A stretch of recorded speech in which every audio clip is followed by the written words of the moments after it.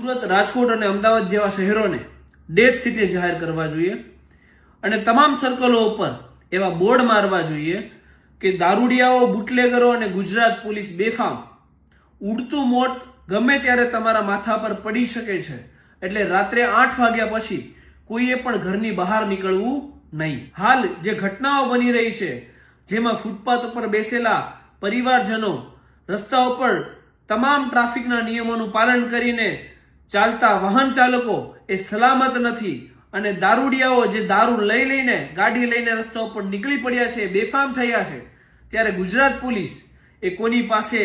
વીમો નથી, કોની પાસે આરસી બુક નથી, એલઈડી લાઇટો કોણે લગાવેલી છે, એટલે એના ચલાણ કાપવામાં અને દારૂડિયાઓ પાસેથી હપ્તા લેવામાં વ્યસ્ત હોય ને ત્યારે આ બોલવાની આવશ્યકતા પડી છે. અહીંયા ઈમાનદાર રૂપી દવાનો છંટકાવ તો થતો નથી, પણ ભ્રષ્ટાચારના વટવૃક્ષને એ મોટું કરવામાં આવે છે. ત્યારે ગૃહમંત્રીની પણ એ જવાબદારી છે, પણ આ બાબતે એક સજાગ અને એક સ્પષ્ટ પગલાં લે. અને જો તમને દારૂબંધીથી કોઈ તકલીફ જ ના હોય અને દારૂના હપ્તાઓ તમને એટલા બધા જ વાલા હોય અને દારૂ જો ચાલવા જ દેવો હોય ને તો દારૂને લીગલ કરી દેવો જોઈએ. અને જે પોલીસ કર્મચારીઓને તમે રોક્યા છે ને દારૂના હપ્તા ઉઘરાવવામાં, આ ખોટા નાટકો કરવામાં, દારૂના અડ્ડા ઉપર રેડ પાડવામાં, જ્યાં ખોટા ધમ ધડાકા કરો છો ને એ તમામ પોલીસ કર્મચારીઓને ત્યાંથી લઈ અને જે બી આ ડ્રિંક એન્ડ ડ્રાઈવ કરે છે ને, નિર્દોષ લોકોની માથે ગાડીઓ ચડાવી દે છે ને,